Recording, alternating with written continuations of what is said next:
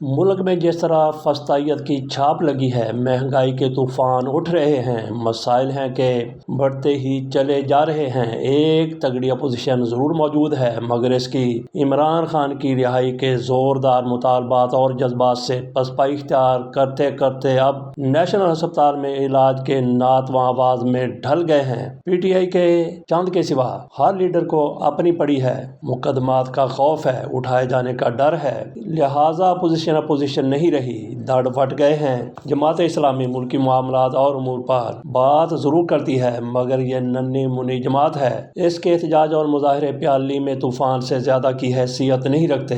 بجلی کی قیمت میں کمی کے لیے گئے تھے، قیمت بڑھوا کے لوٹے ہیں۔ ان کے اجتماعات اور مظاہرے بھی کئی لوگوں کی نظر میں پلانٹڈ ہوتے ہیں۔ لگتا ہے جو حالات ہیں قومی سطح پر سکوت مرگ طاری ہے، مگر ایسا نہیں ہے۔ لیجنڈز اپنا کردار ادا کر رہے ہیں، حالات کے مطابق نڈر اور بے خوفی سے اپنا نقطہ نظر ضرور بیان کرتے ہیں۔ ملک و قوم کا درد رکھنے والے ایسے ہی لیجنڈز خورشید محمود قصوری صاحب کے گھر اکٹھے ہوتے ہیں۔ اس حوالے سے سعید آسی صاحب کی طرف سے ایک رپورٹ ترتیب دی گئی ہے۔ سعید آسی صاحب اپنی رپورٹ میں کہتے ہیں کہ آج میاں خورشید محمود قصوری کی اقامت گاہ پر بیگم مہناز رفیع کی زیر صدارت تھنک ٹینک پاکستان فورم کی میٹنگ میں شمولیت ہوئی۔ اس نشست میں ملکی اور غیر ملکی حالات کا مفصل جائزہ لیا گیا اور اس امر پر تشویش کا اظہار کیا گیا کہ ملک کی عسکری دفاعی کامرانیاں اپنی جگہ، مگر بجلی، گیس اور پیٹرول کے بڑھتے نرخوں اور معاشرے کے غریب طبقات پر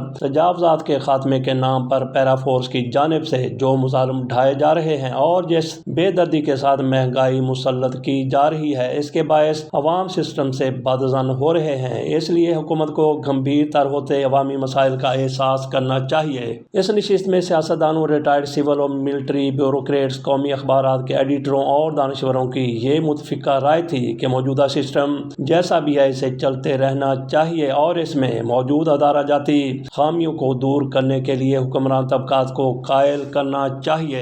اجلاس میں شرکا کی یہ بھی متفقہ رائے تھی کہ حکمران اشرافیہ طبقات اپنی مراد چھوڑنے کو تیار نہیں اور اپنے ذمہ واجب الادا ٹیکس بھی ادا نہیں کرتے۔ اس لیے حکومت پیٹرولیم مصنوعات میں لیوی بڑھا کر ریونیو کا متعینہ حد پورا کرتی ہے، جبکہ اس سے پیدا ہونے والی مہنگائی کا سارا بوجھ عام آدمی پر آ پڑتا ہے۔ شرکا نے آئی پی پیز کے ساتھ معاہدوں کو بجلی کے نرخوں میں اضافے کی بڑی وجہ قرار دیا اور حکومت کو باور کروایا کہ بڑھتے عوامی مسائل کے باعث عوام اقوام عالم میں تسلیم شدہ پاکستان کی کامرانیوں سے بھی لا تعلق ہو رہے ہیں اور یہ صورتحال سسٹم کی بساط لپیٹنے کا موقع فراہم کرنے کے مترادف ہے۔ شرکا میں میاں خورشید محمود قصوری اور بیگم مہناز رفیع کے علاوہ مجیب الرحمان شامی، سعید آسی، قیوم نظامی، احمد بلال محبوب، بریگیڈیئر فاروق حمید، کرنل فرخ، توفیق بٹ، سلمان غنی، تنویر شہزاد، سلمان عابد، میاں سیف الرحمان، فرخ سہیل گوئندی، شازیہ سعید اور عبداللہ ملک شامل تھے۔